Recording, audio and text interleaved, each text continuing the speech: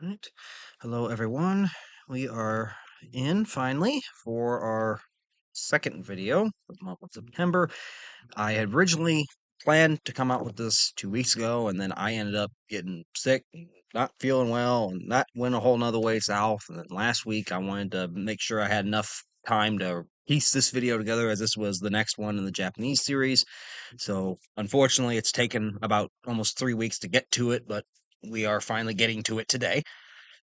So, with the last of the Japanese, with the path of the Japanese to getting to World War II, we have covered the First Sino-Japanese War. That was the war that it was the first really imperialist war that Imperial Japan launched after its modernization during the Meiji Restoration, in which it overtook the Qing dynasty in China, kind of asserted its control and suzerainty over Korea, and kind of knocked China out of the playing field there, while at the same time also gained some territories for itself, most notably the island of Taiwan. But then at the same time, Japan kind of got cheated of its complete victory that it achieved over China in 1894 to 95 because the European powers, most notably Germany, France, and Russia, had then forced Japan to give up the Liaodong Peninsula, of which Port Arthur would be on, which was a major port at the time and still is to this day. And they forced Japan to concede that territorial gain in return for more concessions in terms of money, reparation money that they would get. So Japan got robbed partly because the European powers at this point feared the rising power that was Japan in the Far East. They started to realize at this point that Japan had rapidly modernized, and with this crushing defeat over China, that it was rapidly becoming a major player in East Asian affairs, and that thus it stood as a possible rival to their own imperial ambitions. And the next war that would shape Japan's path toward World War II would be perhaps one of its greatest accomplishments it ever accomplished, in which Japan was the first Asian nation to ever defeat a European power in a war. And that power that they defeated, it wasn't Britain, it wasn't France, it wasn't even Germany, it was Russia. And mind you, at the time, Russia has its problems, but Russia is still at this time, it's probably the world's largest land empire at that time. It's still a massively powerful European power. And thus, it's not really something that you would expect a recently modernized power like Japan to be able to stand a fighting chance against. Now, to be certain, Japan did not achieve the outright level of domination on the battlefield that they had achieved with China during this war, but it did largely go in Japan's favor for the most part. But we'll get into that as we go through here.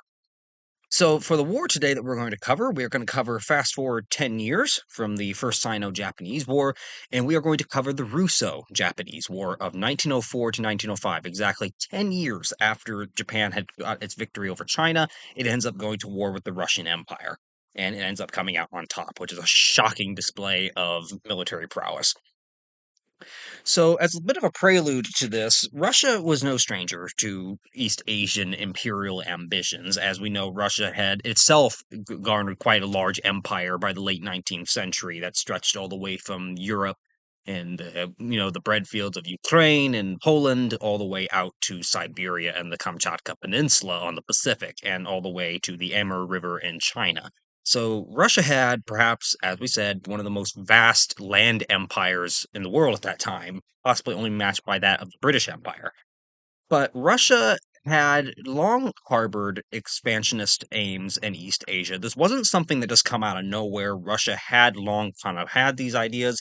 By the early 1600s, for instance, Russia had conquered all of Siberia and then wanted to expand its hold south. China would constantly act as a block toward further Russian expansion toward the south. Russia's subsequent conflict shortly after in the 1600s with Ottoman Turkey and with the Western Europe in the 18th century would delay its East Asian expansion as Russia had to refocus its military efforts elsewhere and thus really didn't have a whole lot of time to be devoting toward, going and possibly going on in a war against China, which it would need to focus its full strength on. So the growth of settlements in Siberia would eventually increase the Russian need for sea access in East Asia. They needed sea access as that was going to be the quickest way to get back to European Russia, where the main capital was and main political affairs were. It was easier than trying to travel thousands of miles overland over mountains and frozen prairie and tundra and everything else. It was just going to be a all kinds of degree easier if they could have some sort of sea access. But they would need that, and Russia didn't have that at the time. Now, China would deny Russian access to the Amur region in northern Manchuria initially, during the reign of Nicholas I, which up until that time, Russia had been denied any involvement in that area of the world. They were not allowed to go to the Amur region. China kept them out of northern Manchuria. They were not willing to give concessions to the Russians. This would change by the time Tsar Nicholas I, who ruled from 1825 to 1855, came to power, in which Russia would begin making its move toward expanding in East Asia a lot more.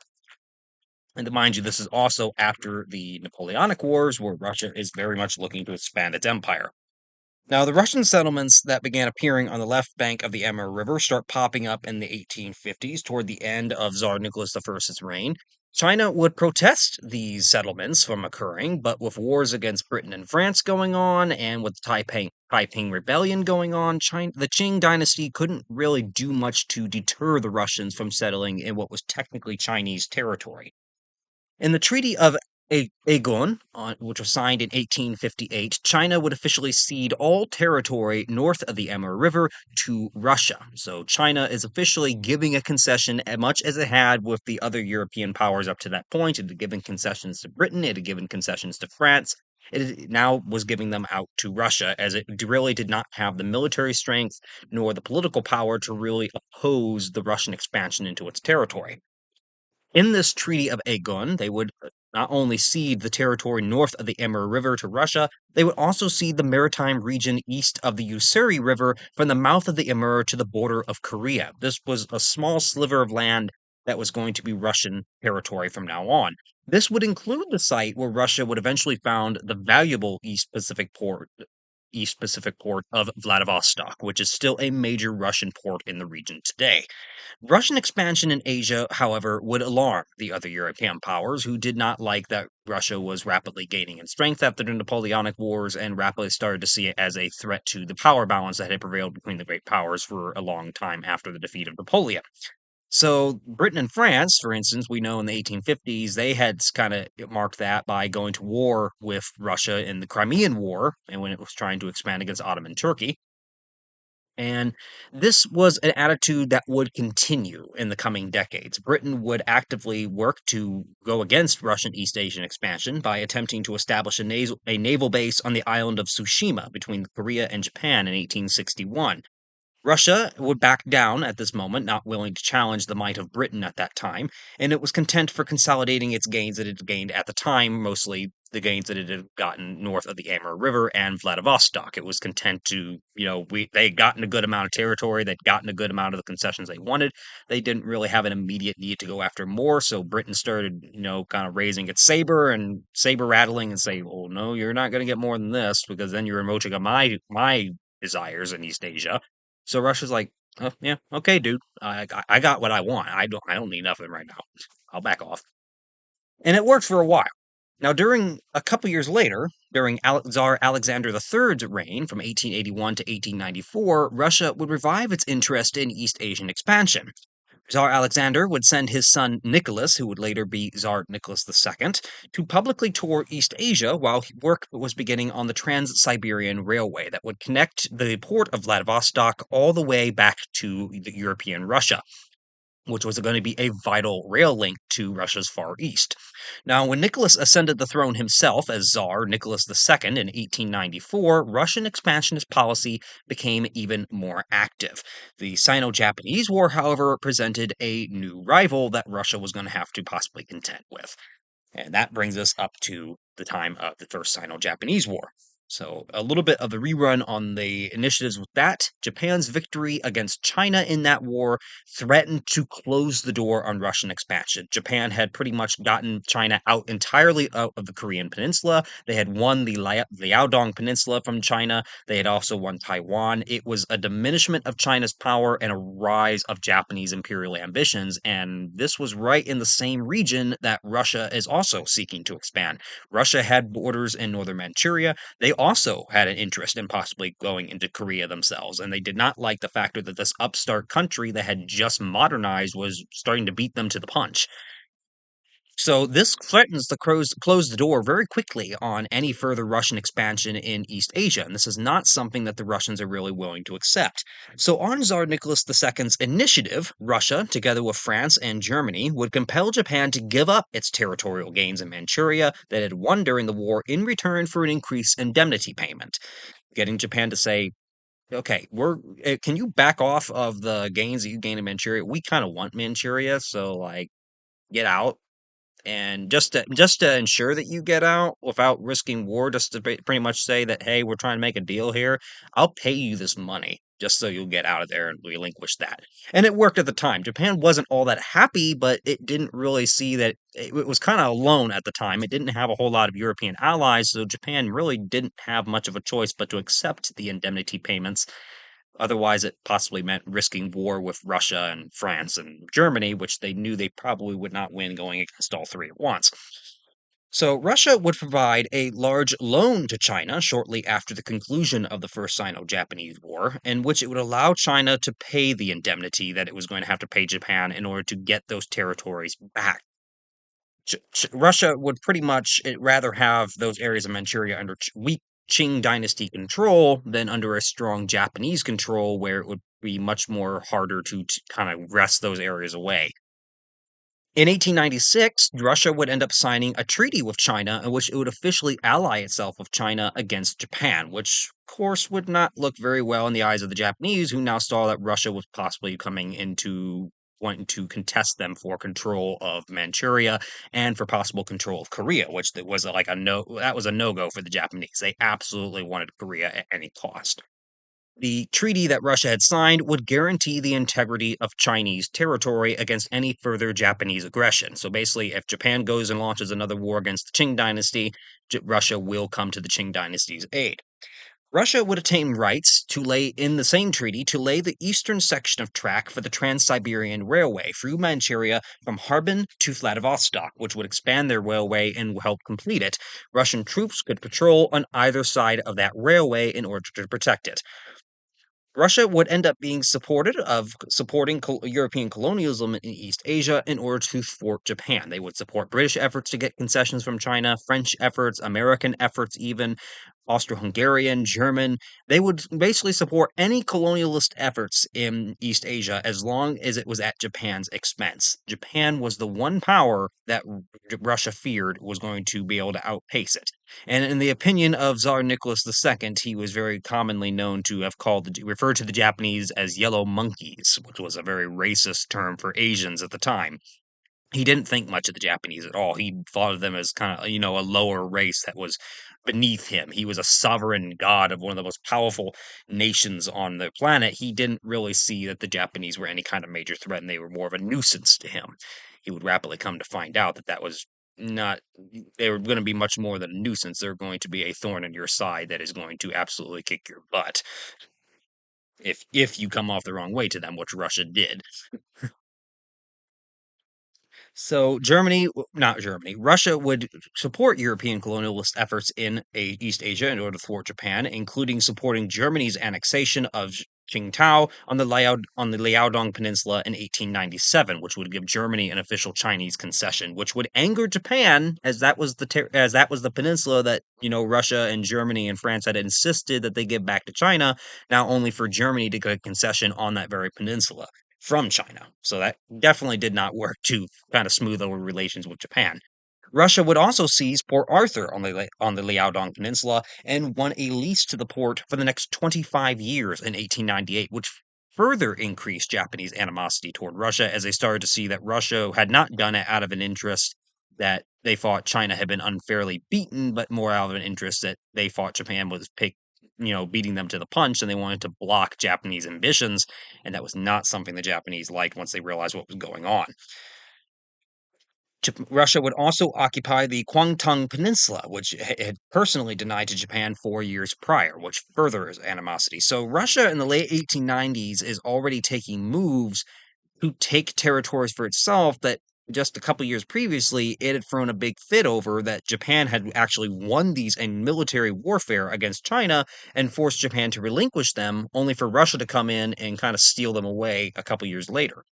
Now, when the Boxer Rebellion would break out in China in 1900 over the erosion of Chinese sovereignty, both Japan and Russia would briefly be allies, and they would both intervene with the other Western powers in order to suppress the Boxer Rebellion. Russia would pour more troops into Manchuria, though, in the chaos, and made plans to invade Korea. And since there was an ongoing rebellion in China, they felt that they were rather up to the task, and they also felt that who's going to say anything because we can just say it's to put down the Boxers. The big problem for Russia is they're underestimating how much these moves are antagonizing Japan, and Japan is rapidly starting to see that of all the European powers in East Asia, Russia is the biggest threat to their continued expansion and dreams of empire. By January of 1904, Japan had surpassed Russia in East Asia in terms of military strength. They had over 270,000 frontline troops in East Asia, with another 200,000 reservists in place. Russia in East Asia only had 80,000 troops in the region, but back at home in European Russia, they had well over a million available. If that they could easily try to send, the Russian plan was that if conflict should ever break out with Japan, they would simply send those million troops over the Trans-Siberian Railway and transport them to East Asia. That was the plan. Unfortunately, since that was the only rail link to East Asia, Japan was kind of counting that if they could in any way, obstruct that rail link, it would cripple Russian efforts to reinforce themselves. And they also began planning for a possible breakout of conflict. Russia's failure to keep a realistic policy in East Asia would combine with ineffective leaders, which would lead ultimately to its ultimate failure in the coming war. The Tsar's war minister, General Alexei Kuropatkin, warned that Japan's dominance in the region meant that Russia should withdraw from Manchuria in 1903. Kuropatkin was one of the Tsar's personal favorites. He was a personal favorite of the Tsar, and Kuropatkin, he accurately guessed it as early as 1903 that Japan was getting antagonized by Russian actions, that Japan outnumbered the Russian forces in Manchuria and in the Vladivostok region in East Asia, and he accurately kind of predicted you would be wise to back off. He's advising the Tsar, I know you don't like the Japanese, I know you don't trust them, I know you think of them as under you, but I'm telling you right now, we are not prepared for a conflict with them. They are far better prepared if a conflict should break out, and you should back off to kind of lessen the antagonistic behavior that they are getting from us as to avoid an all-out conflict from breaking out. Unfortunately, the Tsar would not heed Kuropatkin's advice. Kuropatkin even advised the Tsar that Port Arthur should be restored to China in exchange for further concessions near Vladivostok. However, extremists and commercial interests would end up nullifying Kuropatkin's policy and convince the Tsar that he was on the right track regardless, that he should ignore Kuropatkin's warning, that Japan wasn't going to do anything. Japan would not dare attack the Russian Empire as long as it was. They would never attack a European great power. The Russian government would ultimately ignore any Japanese preparations if they had signs that were occurring for a possible war, and did not strengthen Russian forces in the region, despite the evidence that they had that Japan was starting to build up its forces in anticipation that a war was coming. So Japan would ultimately open the opening shots of the war in a very Pearl Harbor-esque way. They would begin the war by conducting a surprise naval attack on the Russian concession of Port Arthur on the night of February 8th to 9th of 1904. This was a Pearl Harbor-style attack. They went in under the cover of darkness and started bombarding Port Arthur with the Japanese combined naval fleet. They also would end up landing land troops in Korea to march north and go toward the peninsula itself. The Japanese fleet under Admiral Togo Hirachiro would seriously damage the Russian squadron overnight and succeeded in blockading Port Arthur's harbor, keeping the Russian squadron bottled in and unable to break out. The Russian admiral present at the time, Yevgeny Alexeyev, commander of Russian forces in East Asia, would order the Russian Navy to remain in Port Arthur instead of trying to risk going to sea. He was content to just hold his position as it was. He didn't see the value in trying to break out through the Japanese naval blockade. Unfortunately, that also meant that, if the Japanese went to Vladivostok, the squadron in Port Arthur is not going to be able to go and help them should that fall under attack. So Alexeyev ended up getting replaced by Admiral Stepan Makarov, who would daily order the Russian fleet in Port Arthur to sea and try to harass Japanese efforts and try to break the blockade around the port. Makarov himself would end up being killed on April 13th of 1904. The Russian fleet would then be kept at harbor in Port Arthur for months, despite being about equal size to the Japanese combined fleet, and thus possibly having been able and capable of achieving a breakout. But because of the very what would be the word? The hesitance of Russian commanders to actually risk taking that gamble, they largely just stayed in place and didn't really do much, allowing the Japanese unobstructed control of the seas surrounding the ports and thus hardly any obstructions in trying to land troops in Korea to march toward, the Russian holdings. In March, the Japanese First Army, as we mentioned, would end up sailing to Korea and then march north to the town of Iju on the Yalu River in April. The Japanese would defeat the Russians there, marking its first successful engagement against a European power, which would actually send shockwaves all the way back home in Europe that a Russian army had been defeated by an Asian power. That was unheard of. So the Russian strategy will end up changing with the opening of the war. Alexiev's incompetence would cause widespread public outcry, and because of this, it would force Tsar Nicholas II to send Kuropatkin personally to take command. Kuropatkin again was his personal favorite. He was the man that had kind of advised that this war was coming, that he saw that the Japanese were getting antagonized. He kind of advised the Tsar early on. So when the war breaks out and his current commander is not up to the job, the Tsar ultimately goes with, you know what? I'm going to send him over there. That's probably what I should have done in the first place because he seems to know what's going on. It would also be a big blunder, because while Kuropatkin had correctly guessed that the Japanese were getting antagonized by Russian efforts, he was not the most adept military commander, and he was far too hesitant, and it would cost the Russians dearly in multiple battles.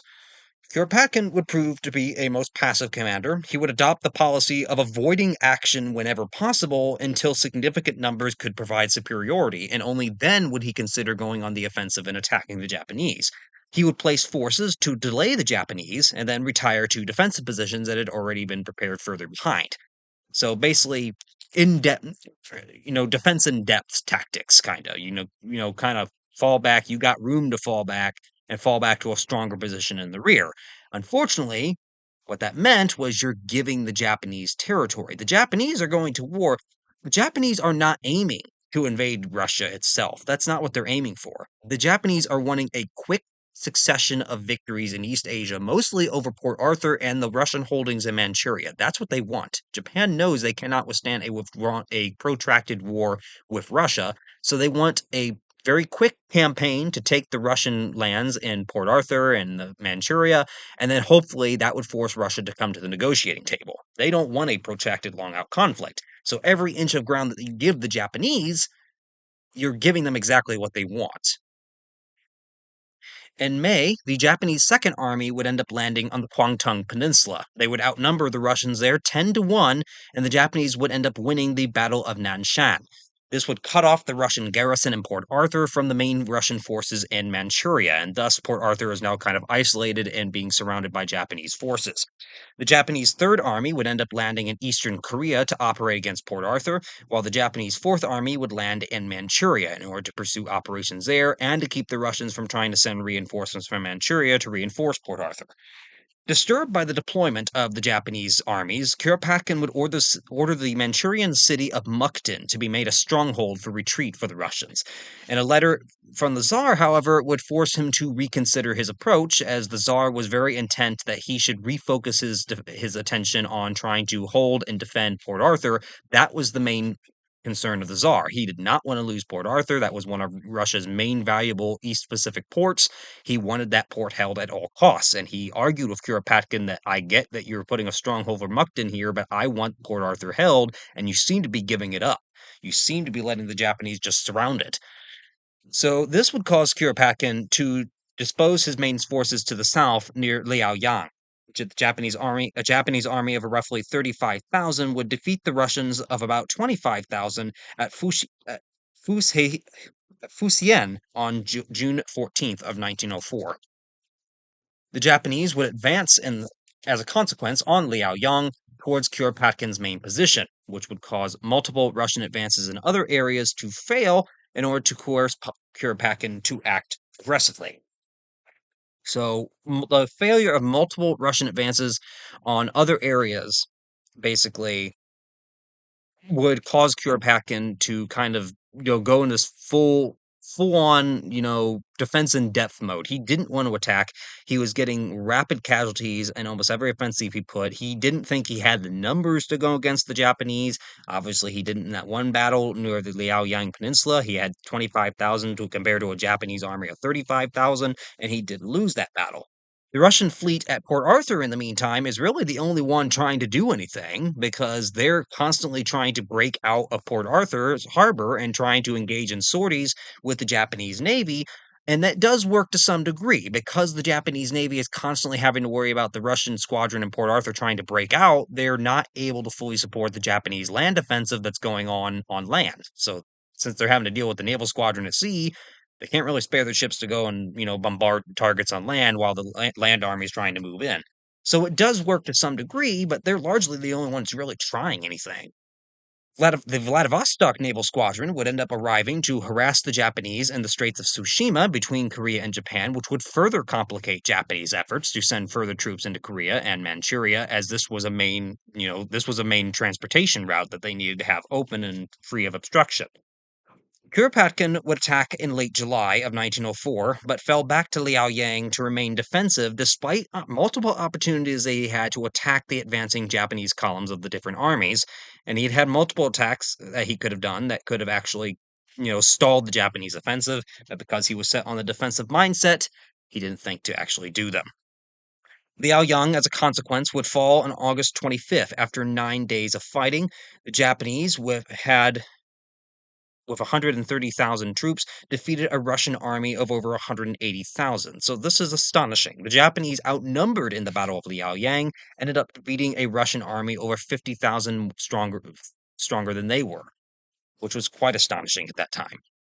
However, Japan did incur 23,000 casualties during the Battle of Liaoyang, which would force it to recalculate due to the limited resources it had. Japan realized while we are beating Russia, we do not have unlimited reservists that we can call up to replace losses in the field.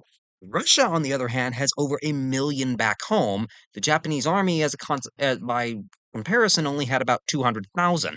So they don't have the resources for a protracted war, and they definitely don't have the resources for, mass, high casualty battles because they don't have a whole lot of troops that they can use to replace those troops that have been, hurt or killed or wounded or whatever else.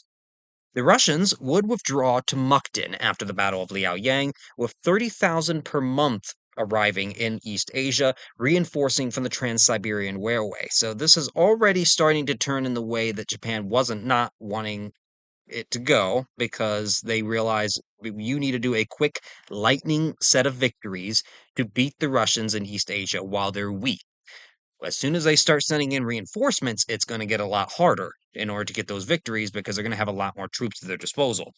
Kuropatkin would realize that Japan was strapped for resources, and he began to adopt a new offensive strategy in order to amplify and use that advantage that he saw that Russia was actually having. He would continue to hold Mukden as a base during this strategy, however. Battles in October 1904 and January of 1905 would end up proving indecisive. So before we continue here, we got a few images. So here is a picture. This is a central man in this whole conflict. I mean, I've shown pictures of Tsar Nicholas II before, and I've shown pictures of Emperor Meiji. He's just kind of on the sidelines in this whole thing. But this is the main guy that probably had the best influence in the Russo-Japanese War, for better or for worse. This is Alexei Kuropatkin. He is the guy that had warned that Japan was getting antagonized by Russian actions. He had warned the Tsar that this was something that you probably want to back off of because Japan will probably beat us in a war. And he ends up being the one actually appointed when the war comes about due to the incompetence of his predecessors. But at the same time, he's overly cautious, he's overly hesitant, he doesn't attack openly, he's more a defensive-minded general, and it cost Japan many opportunities that it could have had to actually, turn the war against the Japanese. So it's not something that ends up going well for them at all. Let's see. No, I think that's accurate.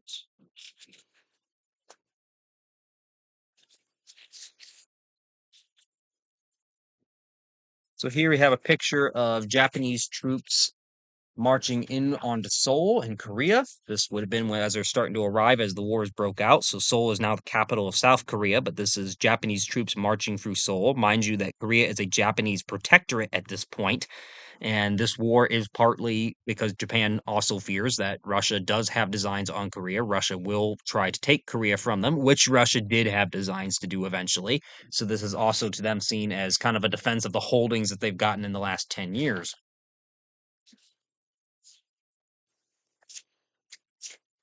Let's see here. We don't close yet. Here we kind of have a picture of where some of these battles are actually happening. So I'm going to get some kind of a pointer here. I'd like to find one pen or just something I can use to point with. So here is kind of a picture of where these battles are actually occurring in the Russo-Japanese War. They're all focused in this small little area. So over here we have the Sea of Japan. Here we have the Yellow Sea. Here is the Korean Peninsula. Up here is Siberia, Manchuria. So a lot of the fighting that is occurring is happening not in Korea this time, not like it was 10 years earlier with against China, but it's happening mostly along Port Arthur and the Russian holdings in Manchuria. So a lot of this fighting is going on this peninsula right here. This is the Liaodong Peninsula, and at the tip of that peninsula is the port of Port Arthur, which was a Russian concession that they had gotten from China, and now Japan is attacking that. They have this entirely surrounded, and up here to the north in Manchuria is the city of Mukden, which is the main Russian concession that they have in Manchuria that is also proving to be their main defensive strongpoint. This is where a majority of the war is taking place. It's on the Liaodong Peninsula going into Manchuria.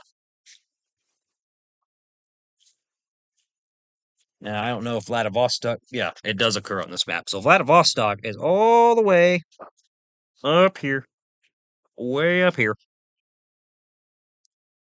That's their other port.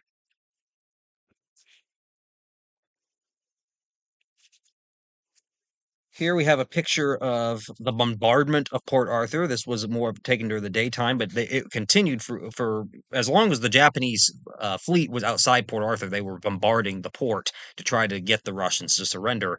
This is an image that was taken during that bombardment of looks like a shell coming close to hitting one of the Russian ships in the harbor. So this would have been about probably 1904.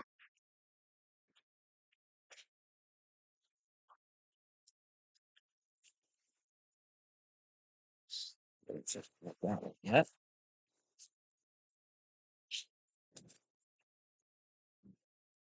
Yeah, but I don't think we've gotten to these other ones yet, so we'll hold off on those. So the Japanese would ultimately find Port Arthur to be more heavily fortified than they had initially expected, and thus it's been able to hold out this long. Mostly because the Russians are using modern day tactics that would very, very soon be used on a worldwide scale in warfare with the First World War, which is only about 10 years away at this point. And among those weapons are of modern warfare, barbed wire is being used, breastworks, and most notably, machine guns. And the Russo-Japanese War also sometimes gets the designation of being World War Zero because many historians kind of view it as the kind of the testing ground for a lot of the modern weapons of war that would become so deadly during the First World War. Many of them saw their first major use in a war in the Russo Japanese War on a large scale, and thus it gave us kind of this preview of what was going to come in about 10 years of how devastating these weapons were because the tactics had not updated, but the weapons had. Infantry on both sides of the conflict were being absolutely slaughtered by machine gun fire. It became more than evident that a few hundred entrenched troops with a couple of machine guns could hold back a couple thousand enemies trying to take just a single trench line. It was not a winning battle because they had no cover, and machine guns could just, I mean, I don't even think I need to demonstrate. Yeah, I mean, it's not that hard to imagine. Horses weren't going to do much good either. So the Russo-Japanese War is kind of a preview in many ways of the horror that is going to come in just 10 years for the First World War. And this is really one of the first times we're starting to see that. The Russians are using barbed wire, breastworks, machine guns. Several costly assaults would lead to the adoption of siege tactics around Port Arthur as the Japanese realize that we cannot keep up these costly assaults. We need to try to settle in for a siege and pound the Russians into submission. This would tie down the Japanese Third Army, however, which was needed elsewhere, and it lowered morale in Manchuria among Japanese troops who had hoped for a relatively quick victory like they had achieved 10 years earlier against China.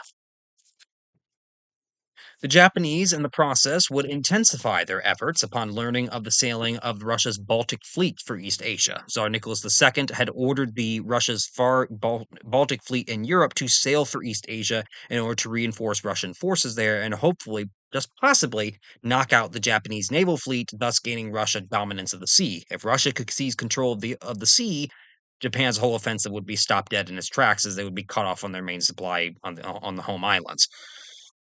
So, upon the Japanese learning that the Baltic fleet is on its way to East Asia, this amplifies their efforts to try to take Port Arthur before the Russian fleet can get there. They start using storming tactics of infantry, which end up being cut down by machine gun fire. And there were foreign observers of these battles on both sides of the aisle. Both Russia and Japan had foreign observers from around the world. But all these foreign observers, while noting the harsh effects and the deadly effects of these new weapons, they failed to really write down the lessons of the tactics need to change. The tactics are no match against these new weapons of war, and that's why when war broke out in World War One in 1914, initially for the first couple months of the war, or first I'd say about first full month, because by then it started to settle down to the trenches. you know, we went off into full infantry charges and everything else, only rapidly to find out that was not going to work. That was a non-starter. You'd be killed almost instantly. They rapidly figured out that we needed to entrench, and that was about the only good protection against, entrenched enemy positions with machine guns.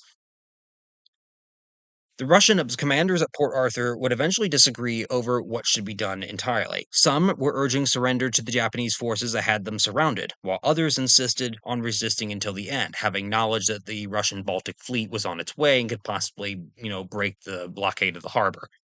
On January 2nd of 1905, General Anatoly Stessel sent out a white flag of surrender out of Port Arthur without conferring with his officers. He pretty much decided on his own authority that he was going to surrender port without even know. And get this, the guy surrendered Port Arthur to the Japanese, but it wasn't like he was being absolutely forced to, because Port Arthur still had enough provisions that it could have lasted out for the siege for another 3 months. It had enough provisions that it could have held out for another 3 months before it would have given in. Now, is it possible that, they would have lost anyway? Sure. But by that point, you're coming close to the Russian Baltic fleet starting to actually come into the action, and that could have caused the Japanese to back off a bit. Not to mention rising casualty numbers in the siege could also cause the Japanese to back off sooner. So Port Arthur ends up getting surrendered in just after New Year's of 1905, which now deprives Russia of its main concession on the Liaodong Peninsula. This would then lead to the subsequent Battle of Mukden. The war's last and largest land battle would occur at Mukden from February 19th to March 10th of 1905. Kuropatkin attacked the Japanese, but he ended up getting completely stalled in his attack in order to defend Mukden. Russian strength in this battle was they had both armies, both Russian and Japanese, had 3 armies total. The Russian total strength was about 330,000 men, with over 1,475 guns. The Japanese, by comparison, had 270,000 men and 1,062 guns, so a little less than the Russians, but they still managed to actually beat them. After long, stubborn, and costly fighting, Kuropatkin on March 10th would end up drawing his troops off to the north, leaving Mukden to the Japanese and abandoning it to them. The total battle would cause 89,000 Russian casualties, while the Japanese suffered 71,000 casualties of their own. Now, mind you, as I said, those are some pretty staggering numbers. But like we said, Russia's got the reservists. It's a massive land empire. It has 1 million at home. It can replace those losses. Japan, on the other hand, does not have those men to replace 71,000 losses easily. So every time it's taking a large hit like that, it's decreasing Japan's chances of getting a complete victory.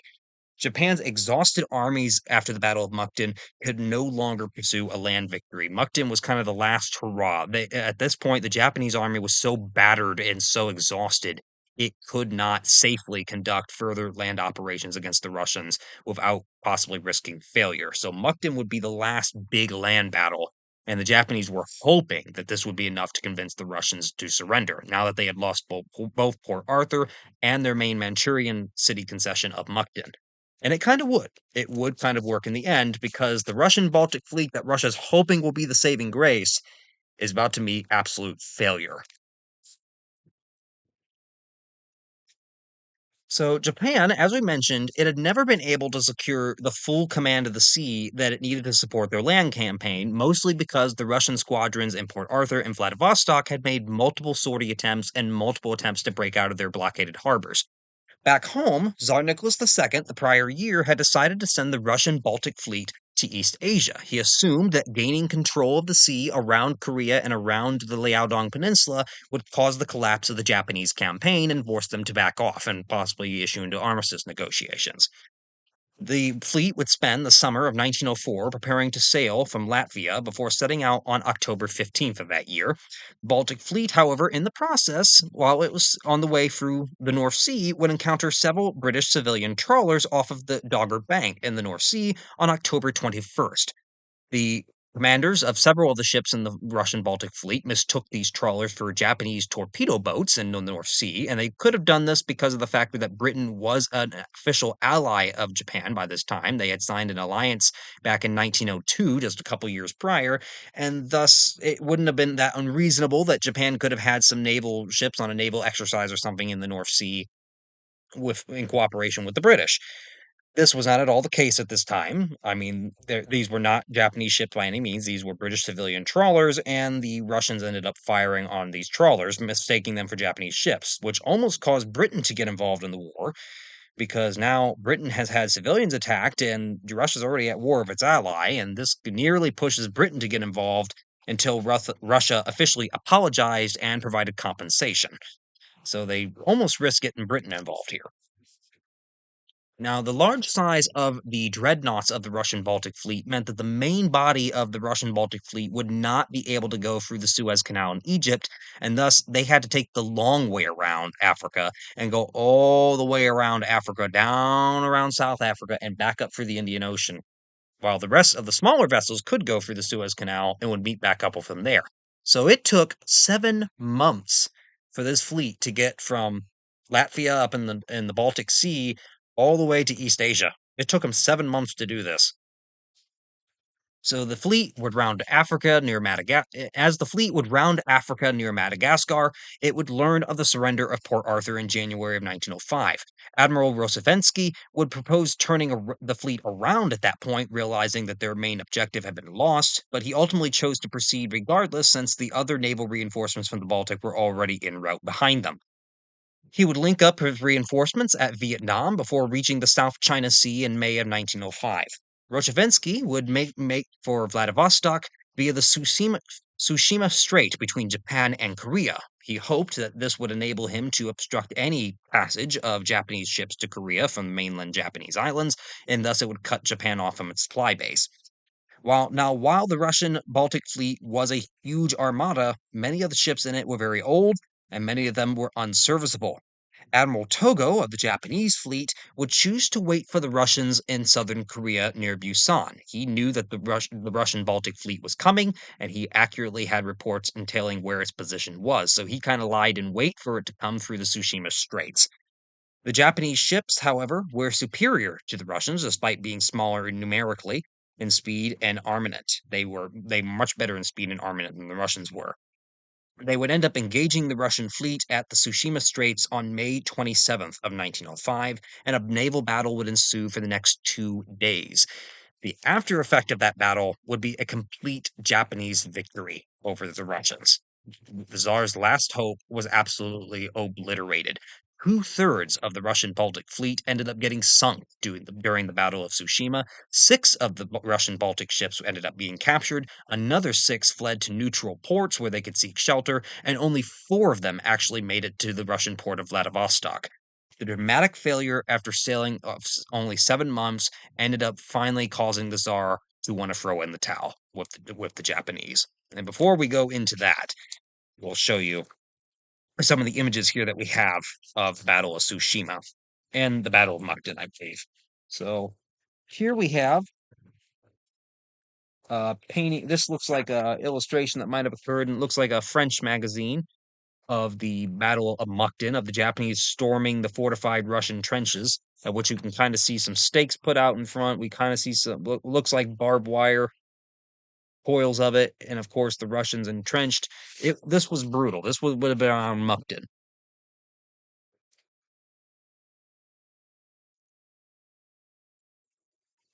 And here we have a picture of the Russians falling back from Mukden after they officially gave it away to the Japanese.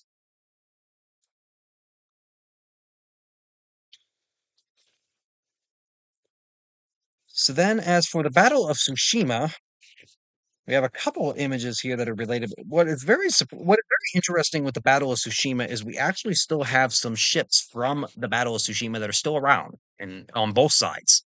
And it's actually quite shocking. So here is the route ultimately that the fleet ended up taking, the Russian Baltic fleet. It's sailing all the way up here from Latvia and has to go, the majority of it, the big dreadnoughts can't go through the Suez Canal here, so they can't take the shortcut route. They have to go all the way around Africa before they could come out here. And ultimately, they're going to meet their defeat here.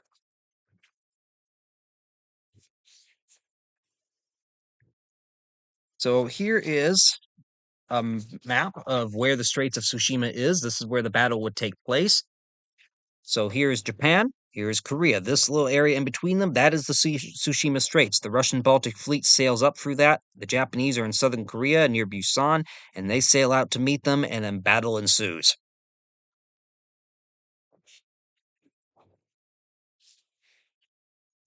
Here we have an image of the Japanese fleet sailing out into the Tsushima Straits on the morning of May 27th, 1905, on the morning of the battle. This is taken from one of the Japanese ships, showing a couple of the other Japanese ships in the background. You can see quite a few of them, actually. We can see two big ones, and then we can see they're farther off, but you can see them one.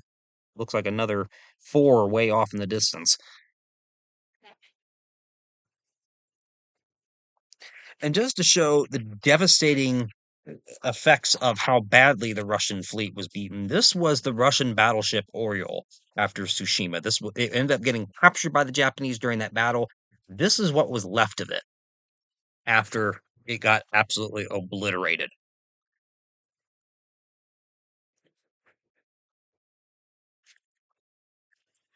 And then, as I said, there are two ships that still exist from the battle. One, and the Russian one that still exists, is the Russian cruiser Aurora, which is more famous for its role in the 1917 October Revolution, which the communists come to power. But that would be a couple years down the road yet. But this ship is anchored in St. Petersburg, Russia today. This was a picture taken in 2022, and it was present at Tsushima. It was in the Baltic Fleet. It actually managed to flee. I believe it fled to the Philippines, and that's how it got away. It fled to a neutral American port where it could seek refuge. But it is still around.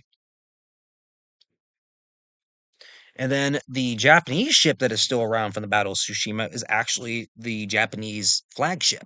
It was the Mikasa, was the flagship of Admiral Togo during the battle, and it is still around to this day in Japan. You can actually go aboard it and tour it. So the Mikasa, the lead Japanese flagship in the Battle of Tsushima, is still around. It's actually one of the oldest of its type still around. I think it's actually the only pre-dreadnought battleship actually still around.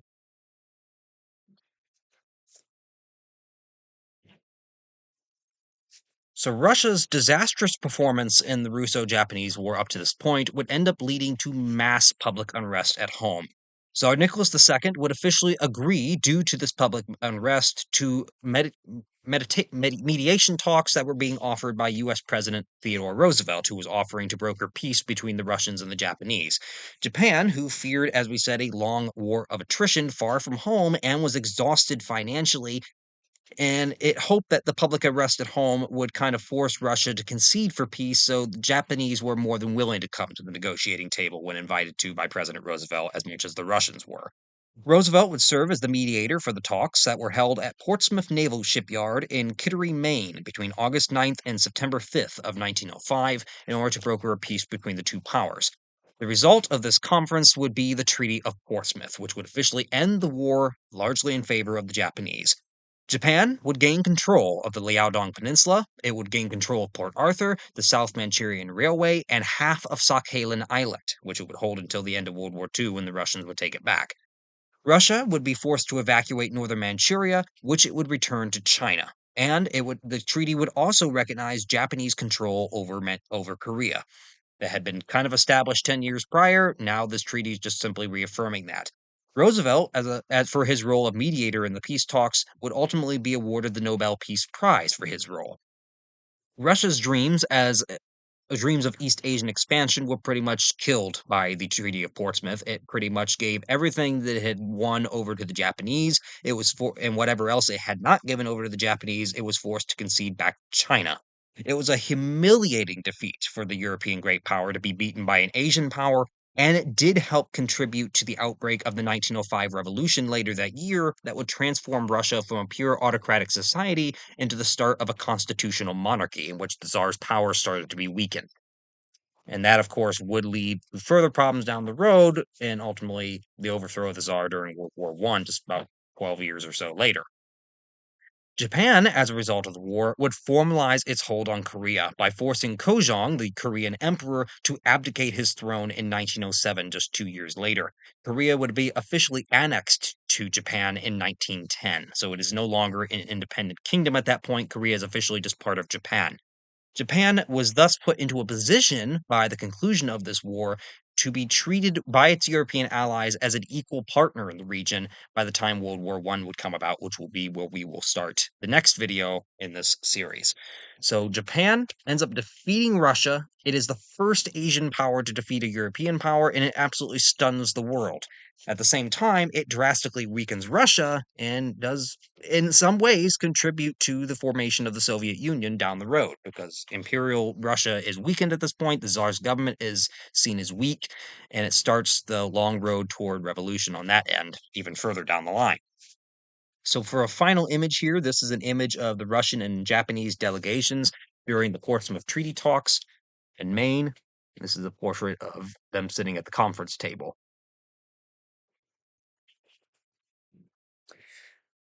So that concludes for this video. So if anyone has any comments, any questions, any, added information, feel free to put it in the comment section below, and I'll be more than happy to check it out when I can and possibly apply to it if needed.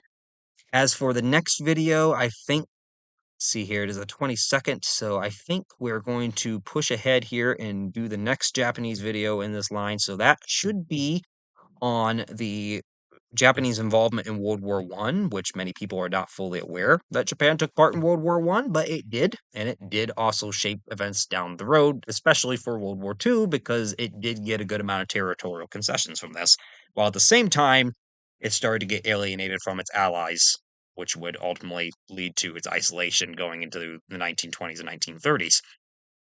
So we'll discuss that in the next video that we do here. So that will be either the end of this week or next week, whenever we can get to it. So hopefully, no, I mean, Lord given that nothing else happens that should delay it. So that concludes for this video. So hopefully everyone has a good rest of their week, and we'll see you all back here for the next video when it comes out.